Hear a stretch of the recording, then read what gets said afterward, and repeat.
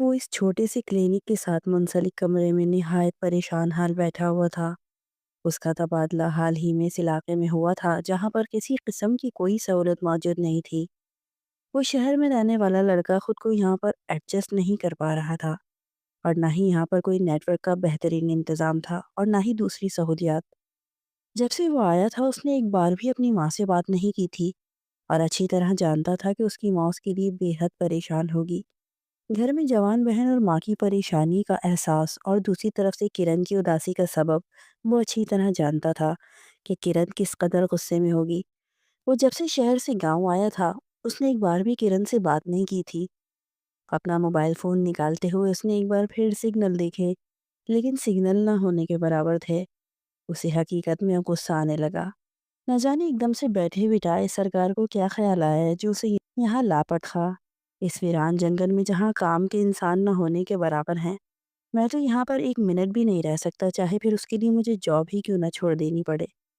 Mobile को मेज पर फेंकते हुए वो दो उंगलियों से पेशानी को मसलते हुए मुसलसल यही सोच रहा था। शहर में तमाम सहूलियात के साथ जिंदगी गुजारने वाला वो लड़का अब यहाँ एक हकीकी तौर पर खुद को मुसीबत में फंसा हुआ महसूस कर रहा था। अभी वो इस मुसीबत का सामना कर रहा था जब एकदम से उसका दरवाज़ा खुला। उसने पलटकर दरवाजे की जानिब देखा और देखता रह गया। अंदर दाखिल होती हुई लड़की को उसने एक पल के लिए अजीब नज़रों से देखा, और फिर वो कितनी ही देर तक उससे नज़रें ही नहीं हटा पाया। सादा से काले रंग के फ्रॉक में उसका दमकता हुआ नोखेज हुस्न इतना गहरा था कि वो अपनी परेशानी भूलकर उसे देखने लगा।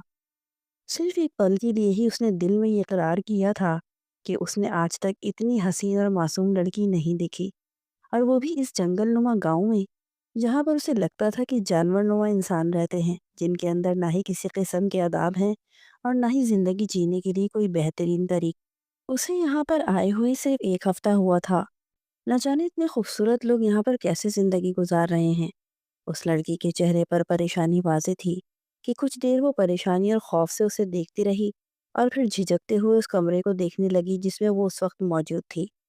लड़की ने हाथ में कपड़े से सिला हुआ थैला पकड़ रखा था, जिसे उसने मजबूती से बाहों में उठा के सीने से लगाया हुआ था, जैसे वो उसके लिए दुनिया जहान की कीमती चीज़ हो।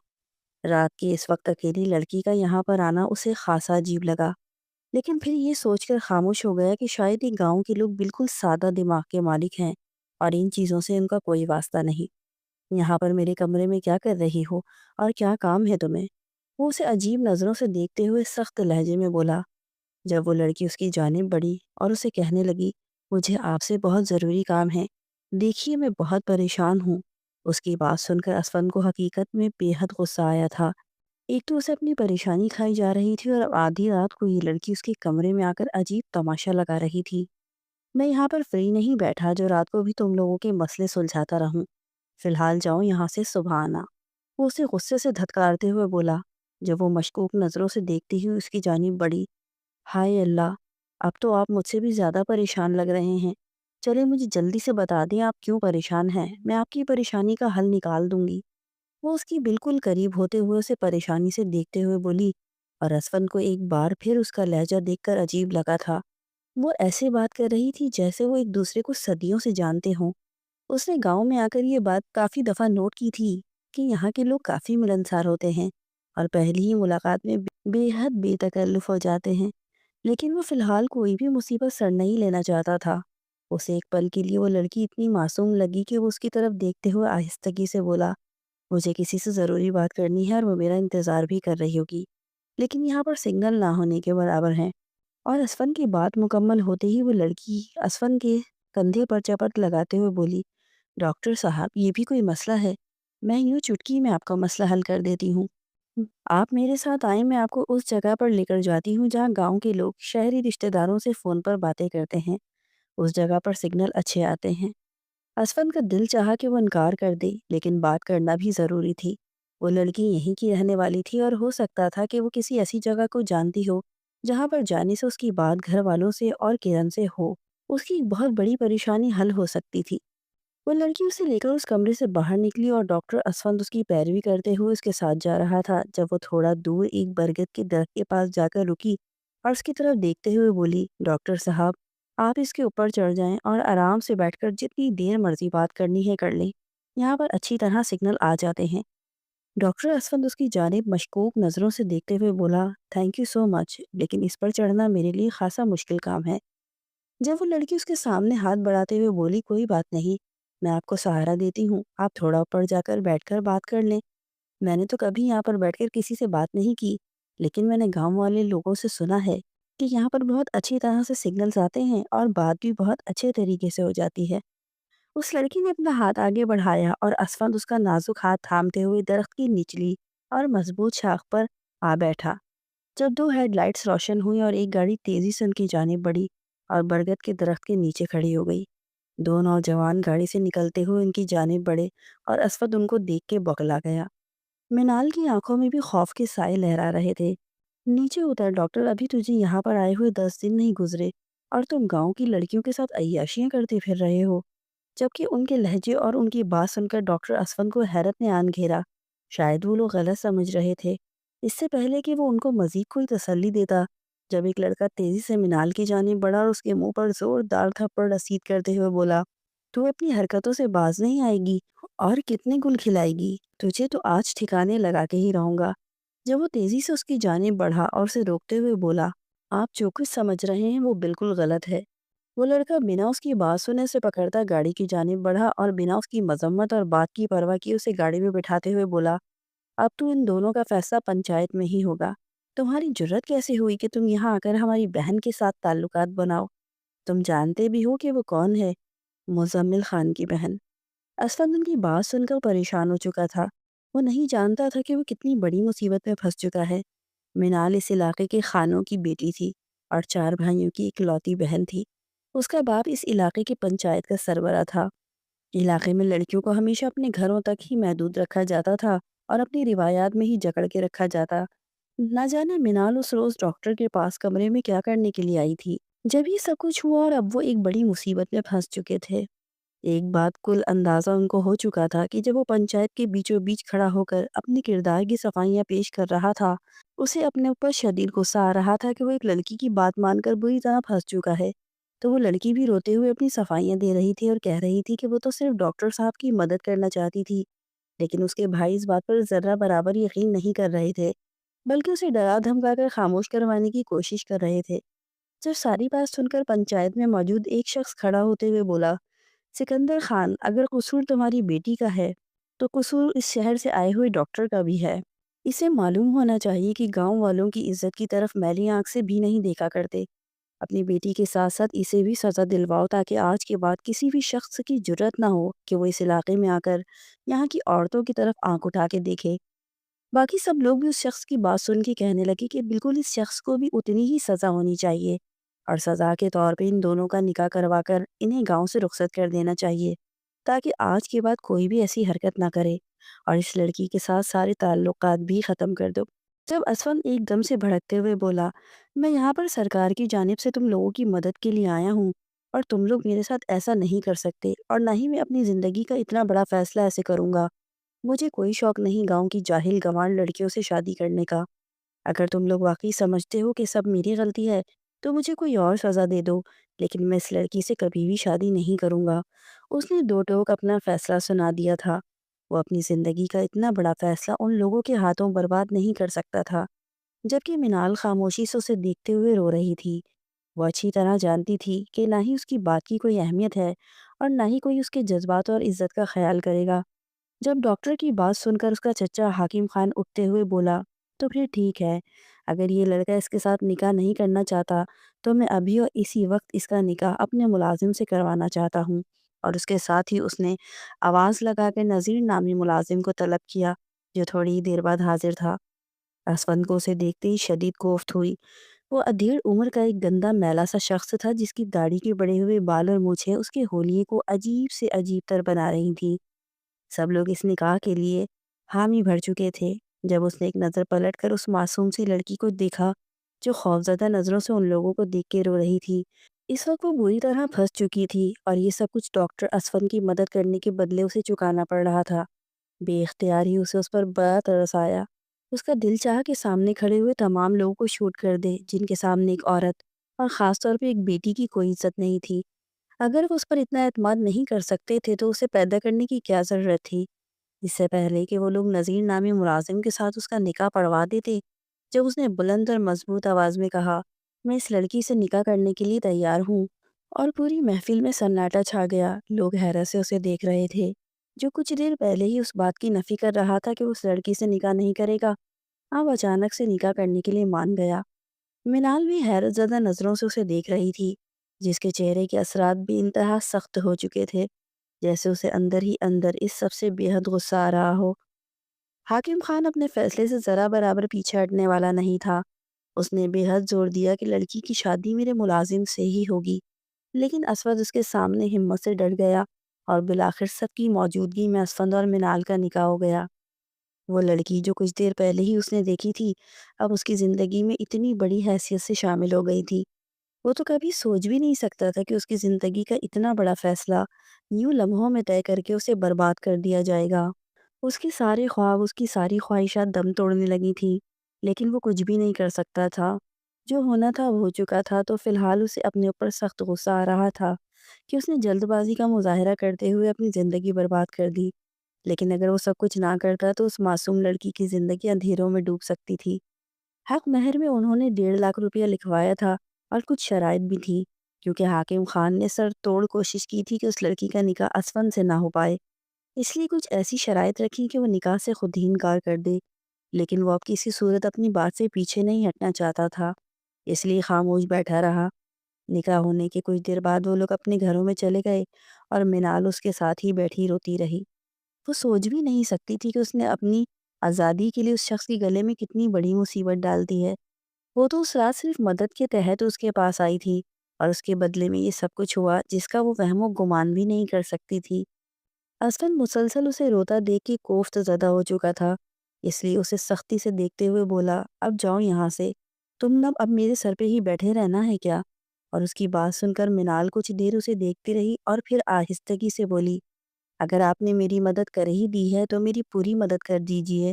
میرے پاس یہاں پر رہنے کے لیے کوئی ٹھکانہ نہیں ہے، آپ مجھے اپنے ساتھ لے چلیں، اور شہر جانے کے بعد بے شک مجھے میرے حال پہ چھوڑ دیجیے گا، میں اپنے لیے کوئی نہ کوئی ٹھکانہ ڈھونڈ لوں گی۔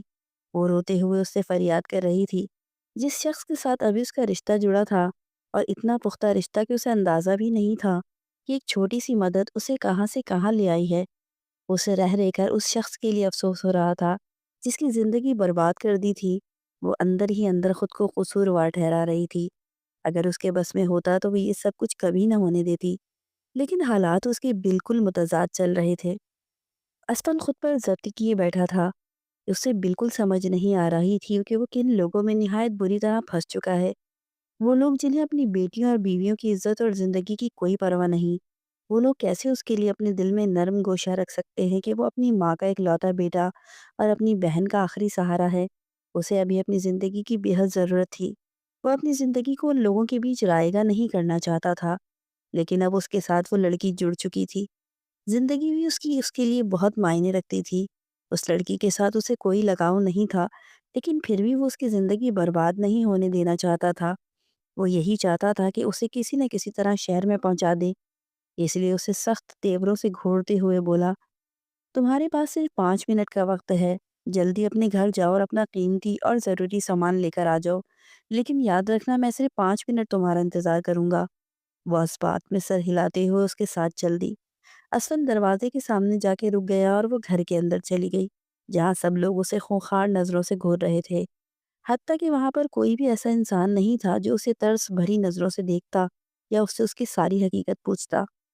سبھی اسے مشکوک نظروں سے گھور رہے تھے۔ جب اس کی تائی اس کی طرف دیکھتے ہوئے بولی، اب یہاں پر کیا لینے آ گئی ہو؟ اپنے عشق کے چکر چلا کے تم نے ہم سب کی عزت 2 کوڑی کی کر دی ہے۔ نکاح کر کے تمہیں یہاں سے بھیج تو دیا ہے، اب دوبارہ واپس کیا لینے آئی ہو؟ اور اسے ان لوگوں کے لہجوں پر افسوس ہو رہا تھا۔ ان کے لہجے حقارت کا مقام رکھتے تھے، اور وہ یہ بھی نہیں جان پائے کہ وہ شاید کچھ پل کے لیے ان سے آخری ملاقات کرنے کے لیے آئی ہو، لیکن وہ اسے حقارت سے دیکھتے ہوئے اس پر طعنے کستے ہوئے اپنے اپنے کمروں میں چلے گئے۔ کاش آج اس کی ماں زندہ ہوتی تو کوئی بھی اس کے ساتھ یوں نہیں کر سکتا تھا، لیکن آج اس کی چھوٹی سی غلطی پہ وہ لوگ یوں منہ پھیر گئے جیسے وہ ان کی پرائی ہو۔ وہ خاموشی سے روتے ہوئے کمرے میں چلی گئی اور واجبی سامان لے کے دہلیز پار کر آئی۔ اس نے پلٹ کر ایک بار پھر سارے گھر کو دیکھا جہاں اس نے زندگی کے 20 سال گزارے تھے۔ وہ 20 سال جیسے بھی تھے لیکن اس گھر سے اسے بے حد محبت تھی، لیکن کوئی بھی اسے یہاں پر روکنے والا نہیں تھا۔ وہ خاموشی سے باہر چلی آئی۔ وہ اسے بنا دیکھے ہی اپنے کمرے میں لیا چلا آیا۔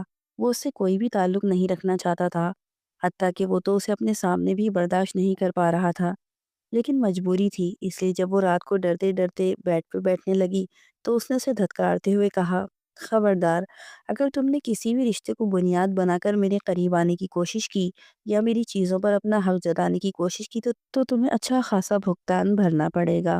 تمہیں تو میرے جیسا ٹھیک ٹھاک پڑھا لکھا لڑکا مل گیا ہے، لیکن میری تو زندگی برباد ہو گئی ہے۔ مجھے کیا ملا؟ بس تم، ایک جاہل گوار لڑکی جسے میں کبھی بھی اپنی زندگی میں برداشت نہیں کر سکتا۔ منال کے رونے میں شدت آ چکی تھی۔ وہ بھری بھری نظروں سے اسے دیکھتے ہوئے بولی، گوار ہی تو نہیں بننا چاہتی تھی میں، اسی لیے تو میں نے ان لوگوں سے بغاوت کر دی۔ ہاں تو تم نے بغاوت کر دی اور میری زندگی کو اجیرن بنا دیا۔ تم اس رات میرے کمرے میں نہ آتی اور نہ ہی میری زندگی مشکلات کا شکار ہوتی۔ وہ دھاڑتے ہوئے اس کی جانب بڑھا اور اسے بازو سے پکڑ کے جھنجھوڑ کر پوچھنے لگا، کیوں آئی تھی تم اس رات میرے کمرے میں آخر؟ تمہاری یہی چال تھی کہ تم مجھے اپنانا چاہتی تھی تاکہ تمہیں آزادی اور ان لوگوں سے چھٹکارا مل جائے۔ نہیں، ایسا نہیں ہے، میں سچ کہہ رہی ہوں، میں پڑھنا چاہتی تھی اور گاؤں میں آپ کے علاوہ کوئی بھی اتنا پڑھا لکھا نہیں تھا جو مجھے اس بات کو سمجھا سکتا کہ میں پرائیویٹ طور پر کیسے پڑھ سکتی ہوں۔ مجھے پڑھنے لکھنے کا بہت شوق ہے۔ وہ خوفزدہ نظروں سے اسفند کو دیکھتے ہوئے کہہ رہی تھی، جو اس کی طرف دیکھتے ہوئے طنز بھری ہنسی ہنسنے لگا، یعنی اب تم مجھے اپنی معصومانہ باتوں میں لگاؤ گی اور میں الجھ جاؤں گا۔ میں کبھی بھی یقین نہیں کر سکتا کہ وہ لڑکی رات کے 12 بجے اس کے پاس صرف یہ جاننے کے لیے آئی تھی۔ اس سے پہلے کہ وہ مزید اس پہ دھاڑتا، جب میز پہ رکھے ہوئے اس کے سامان پر نظر پڑی جو بس واجبی سے 2 تھیلے تھے۔ ایک تھیلا جسے وہ اس رات اپنے سینے سے لگا کر لائی تھی اور اس کے ساتھ رکھا ہوا چھوٹا سا شاپر۔ وہ جلدی سے اس تھیلے کی جانب بڑھا، اسے کھول کر دیکھا، کتابوں کا انبار اس کے قدموں پر آن گرا۔ وہ حیرت سے انہیں دیکھنے لگا، یعنی وہ سچ کہہ رہی تھی۔ اس رات وہ اس تھیلے کو لے کر اس کے پاس آئی تھی اور اس تھیلے میں موجود کتابیں اور کاغذات یہی بتا رہے تھے کہ وہ اس سے کس قسم کا مشورہ لینا چاہتی تھی، اور پھر اس کی مدد کرتے ہوئے پکڑی گئی اور ایک غلط فہمی کی بنا پر ان دونوں کے درمیان رشتہ قائم کر دیا گیا۔ اسے اس لڑکی سے سخت بیزاری سہی، لیکن پھر بھی اسے نہ جانے کیوں اس پر ترس آ رہا تھا، لیکن پھر بھی وہ اپنی بیزاری کو چھپا نہیں پا رہا تھا۔ اس لیے ایک بار پھر اس کی طرف دیکھتے ہوئے بولا، ٹھیک ہے، اگر تم پڑھنا چاہتی ہو تو میں تمہاری زندگی کو آزاد کر کے تمہیں تمہارے مستقبل کی جانب گامزن کر دوں گا، لیکن تم مجھے یوں مہرا بنا کے اپنی زندگی نہیں سنوار سکتی۔ اب خاموشی سے صوفے پہ جا کے لیٹ جاؤ، کیونکہ صبح ہمیں شہر چلے جانا ہے، میں یہاں سے اپنا ٹرانسفر شہر میں کروا لوں گا۔ منال کے لیے اتنا ہی کافی تھا کہ وہ اس کی بات پر یقین کر چکا ہے۔ وہ خاموشی سے صوفے پہ بیٹھتے ہوئے کچھ دیر انتظار کرتی رہی۔ جب اسفند مکمل طور پر نیند کی وادیوں میں اتر گیا تو وہ بھی صوفے پہ لیٹ گئی اور انجانی جگہ پر اسے نیند نہیں آ رہی تھی، لیکن دن بھر کی تھکاوٹ کی وجہ سے اس نے اپنی آنکھیں بند کر لیں اور 2 آنسو اس کی آنکھوں سے ٹوٹ کے اس کے بالوں میں جذب ہو گئے۔ نہ جانے اس کی کیسی قسمت تھی، بچپن سے ہی ماں کا سایہ سر سے اٹھ گیا اور باپ نے توجہ نہیں دی، کیونکہ اس کے باپ کو صرف اس کے بیٹوں سے ہی لگاؤ تھا۔ وہ یہی سمجھتا تھا کہ عورت ذات مرد کی کمزوری کا سبب بنتی ہے اور وہ اپنی بیٹی کو کبھی بھی اپنی کمزوری نہیں بنانا چاہتا تھا۔ اس لیے اس نے آج تک منال سے نہ کبھی پیار سے بات کی تھی اور نہ ہی اس کا احساس کیا تھا۔ بچپن ہی سے اس نے سوچ لیا تھا کہ وہ پڑھ لکھ کر اپنے خواب پورے کرے گی، چاہے پھر اس کے لیے اسے جتنی محنت کرنا پڑے۔ وہ ہمیشہ یہی چاہتی تھی کہ پڑھے اور اپنا نام روشن کرے تاکہ اس کے باپ کو پتہ چلے کہ بیٹیاں زحمت نہیں ہوتی۔ دراصل جب اسے یہ علم ہوا کہ شہر سے ایک پڑھا لکھا ڈاکٹر آ چکا ہے تو اس نے اپنے ذہن میں پختہ ارادہ کر لیا تھا کہ وہ اس ڈاکٹر کے پاس جائے گی اور اسے اپنی پڑھائی کے متعلق بات کر کے مدد لے گی، کیونکہ یہاں پر اور کوئی ایسا انسان نہیں تھا جو اس کی مدد کر پاتا اور نہ ہی اس کے گھر والے اسے لمبی چوڑی تعلیم کی اجازت دینے والے تھے۔ یہی باتیں سوچتے سوچتے جانے کب اس کی آنکھ لگ گئی اور وہ نیند کی گہری وادیوں میں اتر گئی۔ صبح جیسے ہی اس کی آنکھ کھلی تو اسفند کے کمرے میں اپنی پیکنگ میں مشغول پایا۔ وہ جلدی سے اٹھ کے بیٹھ گئی اور اس کی طرف وہ دیکھ رہا تھا اور وہ نہ ہی اسے مخاطب کر رہا تھا، خاموشی سے اپنا کام مکمل کر رہا تھا۔ اور تھوڑی دیر کے بعد دروازے پہ دستک ہوئی اور باورچی کھانے کی ایک ٹرے دے کے چلا گیا۔ اسفند نے خاموشی سے کھانا کھایا اور بچا ہوا کھانا اس کے لیے رکھ کے باہر چلا گیا۔ اسے بھی شدت کی بھوک لگی تھی، رات بھی اس نے کچھ نہیں کھایا تھا، اس لیے وہ جی کڑا کر کے اٹھی اور باقی کھانا کھانے لگی۔ کھاتے ہوئے اسے معلوم ہو گیا تھا کہ اسفند نے اس کے لیے بھی کھانا منگوایا ہے، لیکن پھر بھی اسے بنا کہے خود ہی کھا کے باہر چلا گیا تھا۔ منال نے پیٹ بھر کے کھانا کھایا اور اب اس کا انتظار کر رہی تھی۔ جب تھوڑی دیر بعد وہ اندر داخل ہوا اور اس کی جانب دیکھتے ہوئے بولا، اپنا سامان اٹھا لو، ہم شہر کے لیے نکل رہے ہیں۔ اس کا سامان نہ ہونے کے برابر تھا، بس کتابوں سے بھرا ہوا ایک تھیلا، ایک شال جسے اپنے اوپر اوڑھ لینے کے بعد منال خاموشی سے اس کے ساتھ چل دی۔ اس کے اندر مختلف سوچوں کا ہجوم تھا۔ وہ نہیں جانتی تھی کہ یہ شخص اسے کہاں پر لے جا کر چھوڑے گا۔ دیکھنے میں پڑھا لکھا، باروور، شاندار پرسنالٹی رکھنے والا شخص اس کا ہوتے ہوئے بھی اس کا نہیں تھا، اور ایک بار پھر اس کی زندگی اندھیروں کی نظر ہو جانی تھی۔ گاڑی میں اسے بٹھانے کے بعد اسفند نے سامان گاڑی میں رکھا اور خود ڈرائیونگ سیٹ پر آ کر بیٹھ گیا۔ گاڑی گاؤں کے ویران منظروں کو چھوڑ کر آگے بڑھتی جا رہی تھی، اور گاڑی میں بیٹھے ہوئے دو نفوس اپنی اپنی جنگ سے بیزار نظر آ رہے تھے۔ اسفند اچھی طرح جانتا تھا کہ وہ کرن سے منسوب ہو چکا ہے، اور کرن اس سے بے حد محبت کرتی ہے۔ وہ اپنی ماں کا اکلوتا بیٹا تھا۔ نہ جانے اس کی ماں نے اس کی شادی کے حوالے سے کیا کیا سپنے سجا کر رکھے ہوں گے، اور اسے یہ فکر بھی لاحق ہو رہی تھی کہ اب جا کر وہ اس لڑکی کا تعارف کیسے کروائے گا۔ وہ لوگوں کو کیا بتائے گا کہ اس پر بد کرداری کے لگائے ہوئے الزام کے بعد یہ لڑکی اس کے سر پہ تھوپ دی گئی۔ اتنا تو کر ہی سکتا تھا، اس لڑکی کو کسی NGO کے حوالے کر دیتا، لیکن پھر اس کے بعد اس لڑکی کا کیا ہوگا؟ کیا وہ خود قرض بن کر اسے طلاق دے دے اور اپنی زندگی کے بارے میں سوچے؟ 100 طرح کی جنگیں اس کے ذہن کی اسکرین پر چھڑی ہوئی تھیں، جبکہ گاڑی کے شیشے کے پار چلتے ہوئے منظروں کو دیکھ کے منال بھی مختلف سوچوں میں کھوئی ہوئی تھی۔ اس کے ذہن میں بھی بار بار وہ بات بالکل واضح تھی کہ رات اسفند کسی لڑکی سے بات کرنے کے لیے اتنا بے قرار تھا۔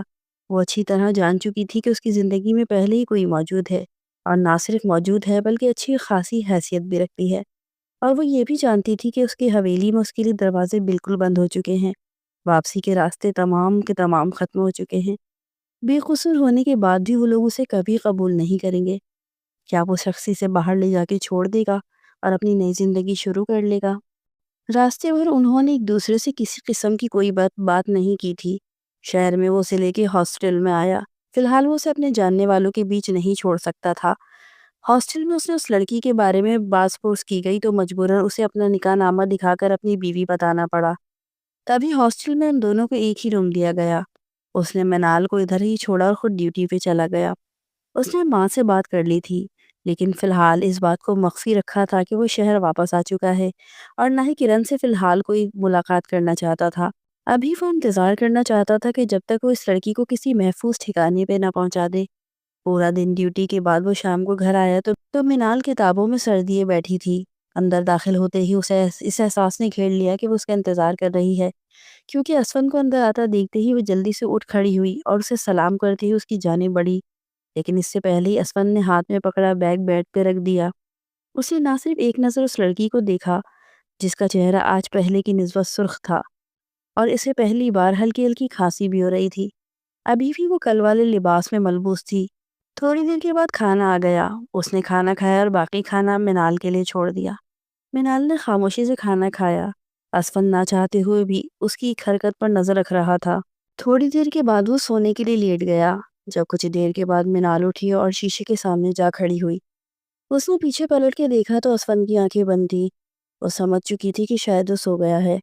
اس نے اپنی شال اتار کے سائڈ پہ رکھتے ہوئے اپنے بالوں کو کھولا اور بالوں میں ہلکی ہلکی کنگھی کرنے لگی۔ اس کا معمول تھا کہ وہ سونے سے پہلے اپنے بالوں میں کنگھی کر کے سوتی تھی، کیونکہ الجھے ہوئے بالوں کے ساتھ اسے نیند نہیں آتی تھی۔ اسے شاید ٹھنڈ لگ چکی تھی، کیونکہ سارا دن ہی اس کے جسم میں ہلکا ہلکا درد رہا تھا، جس کی وجہ سے اسے محسوس ہو رہا تھا کہ اسے بخار ہو رہا ہے۔ اس کا دل شدت سے چاہ رہا تھا کہ وہ آج بیڈ پہ سو جائے، لیکن وہ اس شخص کے غصے سے خائف تھی۔ وہ اچھی طرح جانتی تھی کہ اس شخص نے سختی سے منع کر رکھا ہے کہ وہ اس کی چیزوں پر اپنا حق ظاہر نہیں کرے گی، اس لیے وہ نہ چاہتے ہوئے بھی اپنی شال اٹھا کر صوفے پہ لیٹ گئی اور شال کو اچھی طرح پھیلا کے اپنے اوپر لپیٹ لیا۔ اسفند جو کافی دیر سے بیڈ پہ آنکھیں موندے لیٹا ہوا تھا، ہلکی ہلکی آنکھیں کھول کر اس کی تمام حرکات کا جائزہ لے رہا تھا۔ وہ اس کے کالے سیاہ بالوں کو کافی دلچسپی سے دیکھ رہا تھا، وہ جو کسی سوچ میں گم ان میں کنگھی کیے جا رہی تھی، اور پھر ان کو ہلکی سی چوٹی میں باندھ کے سونے کے لیے لیٹ گئی۔ تھوڑی دیر کے بعد کمرے میں اس کی بھاری سانسیں گونجنے لگی تو اس نے بھی تسلی سے آنکھیں بند کر لی اور نیند کی وادیوں میں اتر گیا۔ صبح اسفند اٹھا تو اس نے صوفے پہ سکڑی سمٹی ہوئی منال کو دیکھ کر شدید ترس آیا۔ وہ آہستہ آہستہ کانپ رہی تھی۔ کمرے میں جتنی سردی تھی، بنا کمبل کے غیر آرام دہ حالت میں صوفے پہ سونا اسے کافی عجیب لگ رہا تھا۔ اس نے اسے کندھے سے ہاتھ لگاتے ہوئے جھنجھوڑا، لیکن وہ بالکل ویسے ہی پڑی رہی۔ جب پیچھے ہٹتے ہوئے اس نے اسے آواز دی تو منال نے تھوڑی سی آنکھیں کھولی اور پھر مکمل آنکھیں کھول کے اٹھنے کی کوشش کرنے لگی۔ اس کی کمر کسی تختے کی طرح اکڑ چکی تھی اور پورا جسم درد کر رہا تھا۔ سر میں بھی شدید درد تھا۔ سفر کی تھکان اور سردی کی وجہ سے اسے بخار ہو رہا تھا۔ اسفند نے آگے بڑھتے ہوئے اس کی نفس پہ ہاتھ رکھا۔ اسے دیکھتے ہی پتہ چل چکا تھا کہ اسے ٹھنڈ لگ چکی ہے۔ وہ مسلسل کھانس اور چھینک رہی تھی۔ السلام علیکم، نرمی سے اسے دیکھتے ہوئے کہا۔ بیڈ پہ چلی جاؤ اور وہاں جا کے آرام سے لیٹ جاؤ۔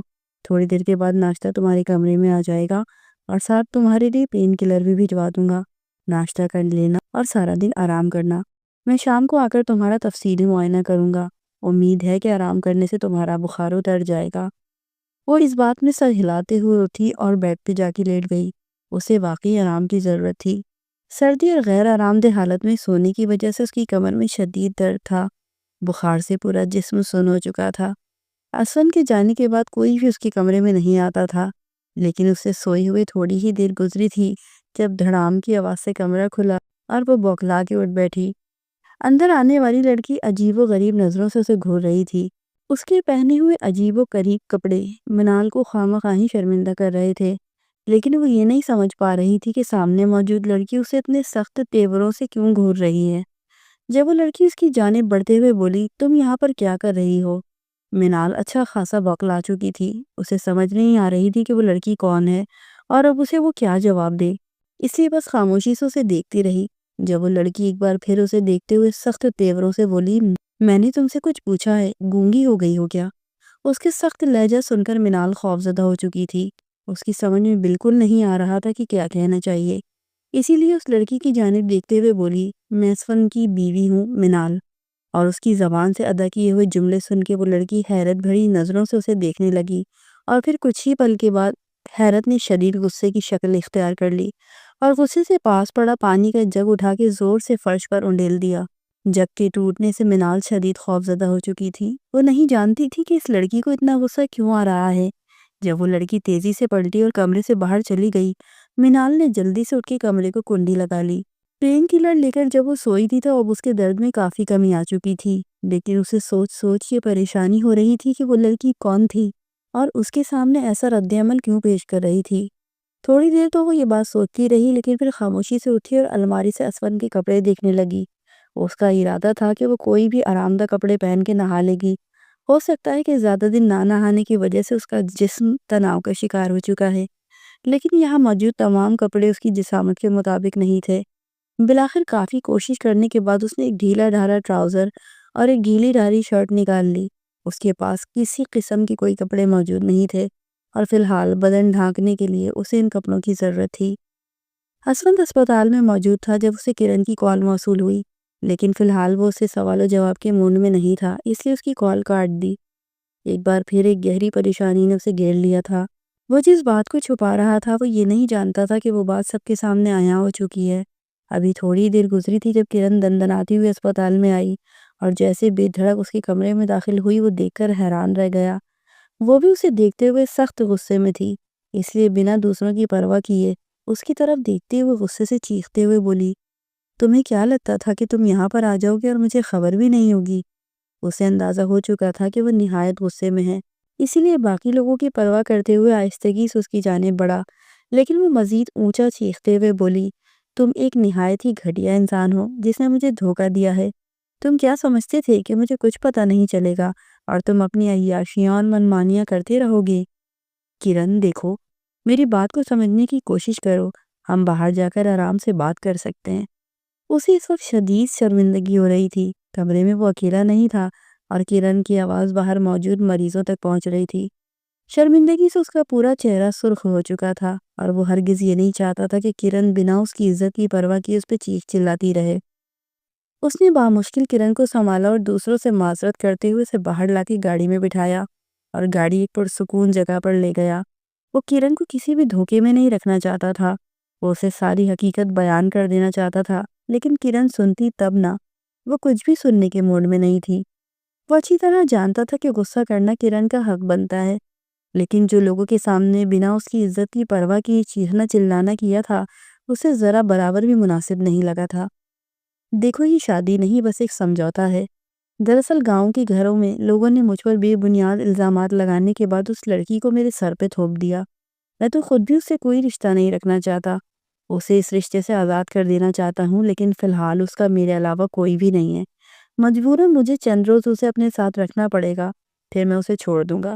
تمہیں اس لڑکی سے ہمدردی ہو رہی ہے، لیکن تمہیں میری پرواہ نہیں ہے۔ میں 5 سال سے تمہارے لیے ہر رشتہ ریجیکٹ کر رہی ہوں اور تمہارے نام سے منسوب ہوں۔ میں اچھی طرح جانتی ہوں تمہاری فطرت کیسی ہے۔ تم نے اس لڑکی کا رنگ و روپ دیکھ کر ہی اسے اپنے ساتھ منسوب کیا ہوگا۔ میں مردوں کی فطرت سے اچھی طرح واقف ہوں۔ کرن کا لہجہ اور رویہ اسے اب حقیقی معنوں میں غصہ دلا رہا تھا۔ وہ جتنا اسے سمجھانے کی کوشش کر رہا تھا، وہ اتنا ہی بگڑتی جا رہی تھی، اور بالآخر بنا اس کی کوئی بات سنے اور جانے وہ اس پہ چیختے ہوئے بولی، میں اس لڑکی سے مل کر آئی ہوں۔ اگر تم نے اسے طلاق نہ دی تو میں اسے 2 کوڑی کا کر کے رکھ دوں گی یا پھر اس کی جان لے لوں گی۔ تم جانتے نہیں ہو میری ضد کو اسفند۔ وہ یہ کہتے ہوئے چلی گئی تھی، لیکن اسفند عجیب و غریب رویے کا شکار ہو چکا تھا۔ اسے خود پر بے حد غصہ آ رہا تھا اور کرن کے رویے پر بھی۔ کرن کو آج اس کی عزت کا خیال نہیں تھا، اس پر بھروسہ نہیں تھا، تو باقی زندگی کیسے اس کی عزت کا خیال کرتی؟ لیکن فی الحال اسے کرن بھی ٹھیک لگ رہی تھی۔ آخر کوئی بھی لڑکی یہ نہیں چاہے گی کہ اس کا منگیتر کسی اور کے ساتھ نکاح کر کے بیٹھ جائے، لیکن کم سے کم اسے اس کی حقیقت پر اعتبار تو کرنا چاہیے تھا نا۔ انہی سوچوں میں گم وہ واپسی کے راستے پر آ رہا تھا، تھکا ہارا۔ جیسے ہی وہ دروازہ کھول کے کمرے میں داخل ہوا، بیڈ پہ لیٹی ہوئی لڑکی بری طرح اس کی توجہ کھینچ چکی تھی۔ اس نے اسے حیرت سے دیکھا اور پھر یہ حیرت خوشگوار حیرت میں بدل گئی۔ دروازے کی جانب پشت کیے وہ بکھرے ہوئے بالوں کے ساتھ کسی معصوم بچی کی طرح بیڈ پہ لیٹی ہوئی تھی۔ ایک بار پھر اسپن کے ذہن میں سے تمام پریشانیاں غائب ہو گئیں۔ وہ دلچسپی سے اسے دیکھ رہا تھا، جو اس کے کپڑوں میں مضحکہ خیز لگ رہی تھی۔ اسفند آہستہ آہستہ قدم اٹھاتا بیڈ کے قریب جا کر اس کے پاس بیٹھ گیا۔ وہ گہری نیند میں سو رہی تھی اور اس کا چہرہ بالکل سرخ ہو رہا تھا۔ اسفند نے آہستگی سے اس کے ماتھے پہ ہاتھ رکھا تو اسے اندازہ ہوا کہ وہ تیز بخار میں پھونک رہی ہے، اور اس کے اس احساس نے اس کی آنکھیں کھول دی۔ پھر اپنے قریب بیٹھے اسفند کو دیکھے وہ ایک دم ہی گڑبڑا کر اٹھی۔ کیسی طبیعت ہے تمہاری؟ اسے یوں دیکھتے پا کر جب اسے کچھ نہ سوجا تو اس کی طبیعت جاننے لگا، جبکہ سامنے بیٹھی لڑکی کو کافی حیرت ہو رہی تھی کہ وہ شخص جو اس سے بات تک کرنے پہ راضی نہیں تھا، اب اس سے حال احوال جان رہا تھا۔ اس لیے اس نے آہستگی سے گردن ہلاتے ہوئے اپنے ٹھیک ہونے کا یقین دلایا اور بے اختیار ہی 2 قدم پیچھے ہو گئی۔ وہ اس کی حرکات کو تفصیل سے دیکھ رہا تھا، اس لیے اٹھتے ہوئے اس کا معائنہ کرنے لگا اور پھر تھرمامیٹر لگا کر پیچھے ہٹ گیا۔ بیگ سے کچھ ٹیبلٹس نکال کر اس نے اس کی طرف بڑھائیں اور اسے لینے کی تاکید کرتے ہوئے بولا، یہ کھا لو، اس کے بعد میں تمہیں انجیکشن لگا دوں گا۔ امید ہے تمہارا بخار صبح تک بالکل ٹھیک ہو جائے گا۔ وہ ایک پیشہ ورانہ ڈاکٹر کی طرح اسے مخاطب کر رہا تھا، جبکہ وہ جھجک کے مارے کچھ بول بھی نہیں پا رہی تھی، بس خاموشی سے اس کی باتوں پر عمل کر رہی تھی۔ جب انجیکشن والی بات سن کر وہ بڑی بڑی آنکھوں سے اسے دیکھنے لگی۔ بچپن سے ہی اسے انجیکشن سے بہت خوف آتا تھا۔ میں ٹیبلٹ سے ہی ٹھیک ہو جاؤں گی، آپ انجیکشن رہنے دیں۔ اس کی آواز سن کر وہ حیرت سے اسے دیکھنے لگا۔ میں نے تم سے رائے نہیں مانگی، بس چپ چاپ یہ ٹیبلٹ کھا لو۔ اور منال نے جلدی سے وہ ٹیبلٹ منہ میں رکھے نگل لی اور سونے کے لیے لیٹ گئی۔ اس کا ارادہ تھا کہ وہ تھوڑی ہی دیر میں گہری نیند سو جائے گی تاکہ اس شخص کو انجیکشن دینے کا موقع ہی نہ ملے، لیکن وہ بھی جیسے اس کے سر پہ سوار ہو چکا تھا۔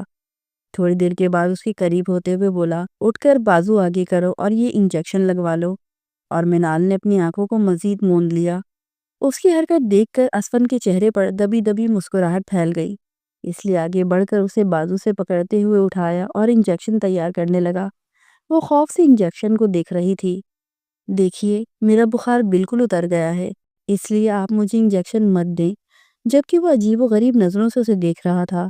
اس وقت وہ اس کے سامنے بیٹھی ہوئی لڑکی، جس کے گال بالکل سرخ اور پھول کی مانند دہک رہے تھے، سرخ نشیلی آنکھیں، گیلے گیلے بال، ڈھیلے ڈالے کپڑے، وہ سچ میں قیامت ڈھا رہی تھی۔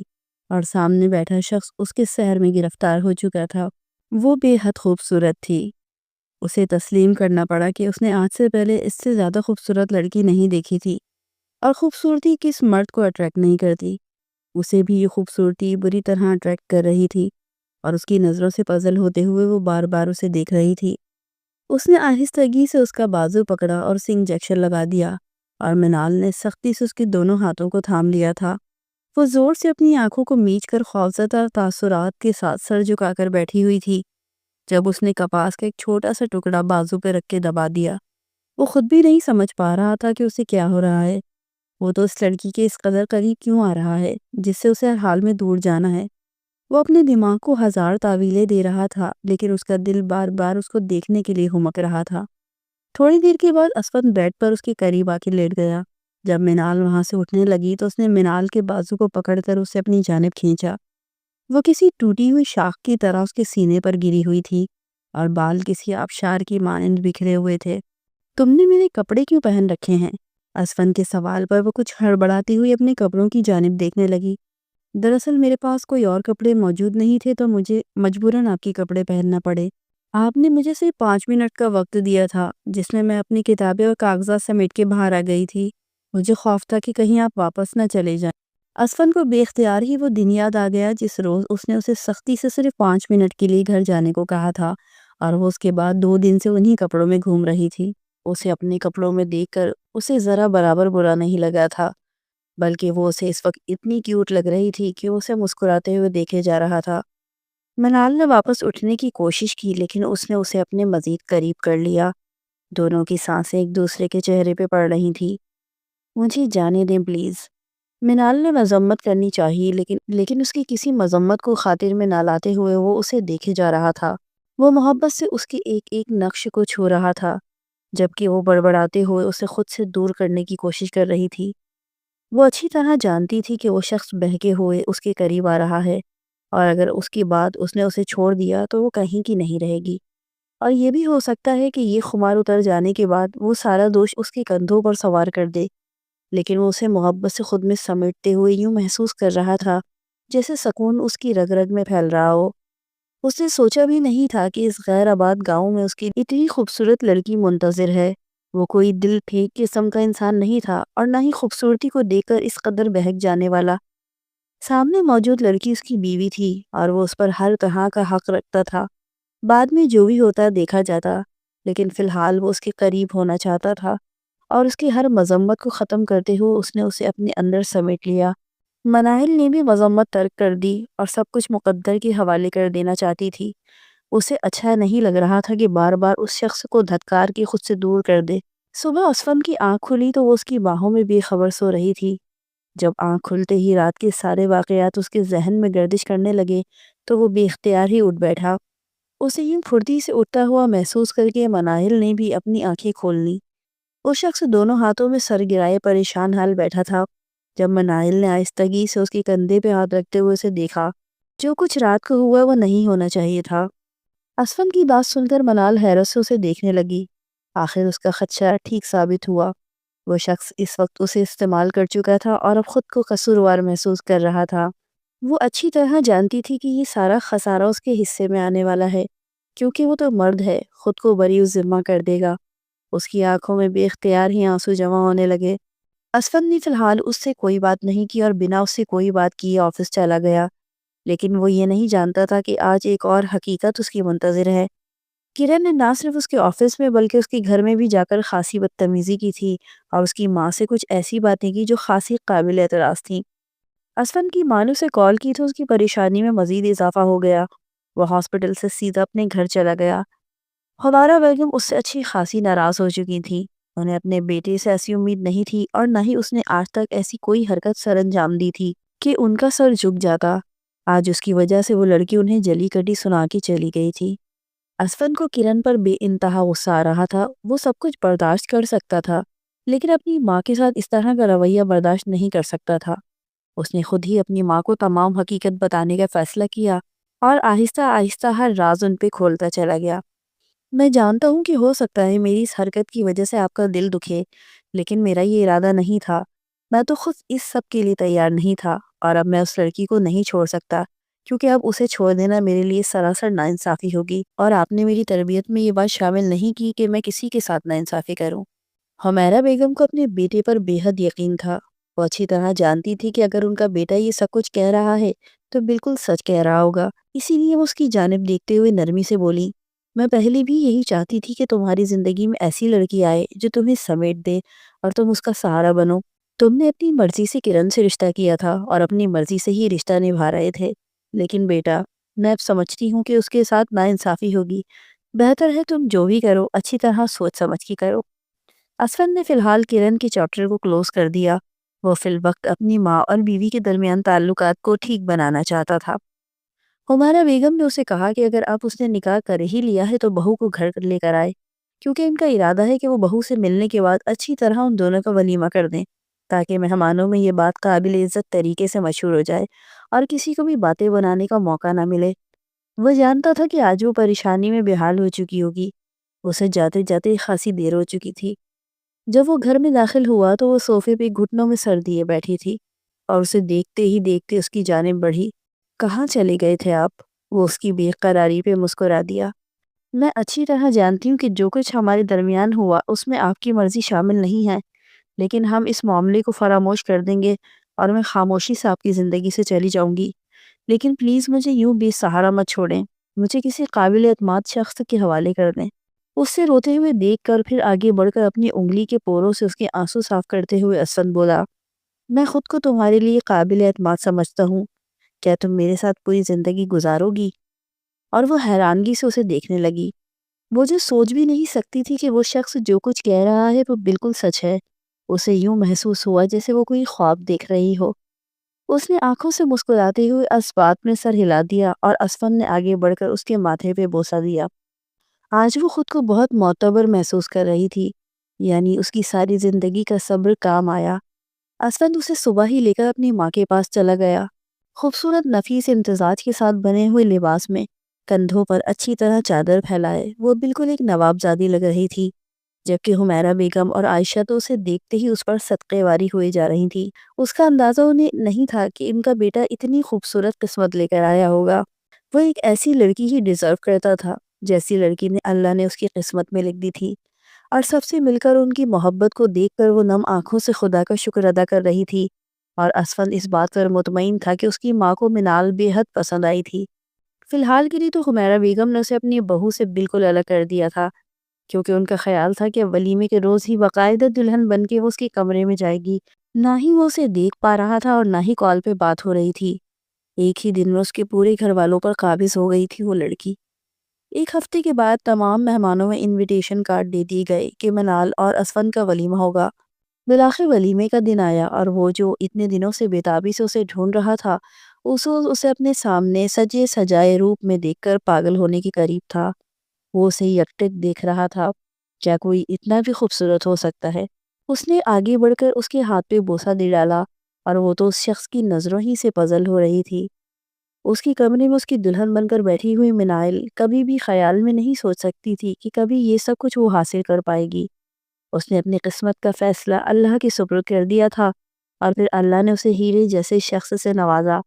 جب تھوڑی دیر کے بعد وہ کمرے میں داخل ہوا اور اسے سرشار ہوتی ہوئی نظروں سے دیکھتے ہوئے بولا، میری زندگی کو بے حد خوبصورت بنانے والی لڑکی کا میں دل سے شکر گزار ہوں۔ اس کی اس خوبصورت بات پہ وہ مسکرا دی۔ وہ اچھی طرح جانتی تھی کہ اس شخص کی زندگی میں اس کی ماں اور اس کی بہن کی کتنی حیثیت ہے، اور وہ یہ بھی جانتی تھی کہ اس گھر میں اسے ماں اور بہن کی وہ محبت بھی نصیب ہوگی جس کے لیے وہ ساری زندگی ترستی رہی تھی۔ قسمت اس پر تمام در کھول کے مہربان ہوئی تھی، اور اس نے قسمت کی مہربانی کو اپنی خوش نصیبی سمجھ کے قبول کر لیا تھا۔ خدا پہ بھروسہ رکھنے والوں کو وہ کبھی بھی خود سے نا امید نہیں ہونے دیتا۔ پیچھے موجود اس کے خونی رشتوں نے اسے پلٹ کر بھی نہیں دیکھا تھا کہ وہ زندہ بھی ہے یا مر چکی ہے، اور اس نے بھی اب ان لوگوں کی پرواہ چھوڑ دی تھی۔ اس کی زندگی سے منسلک لوگ ہی اس کے لیے حیثیت رکھتے تھے، اور وہ ان کے لیے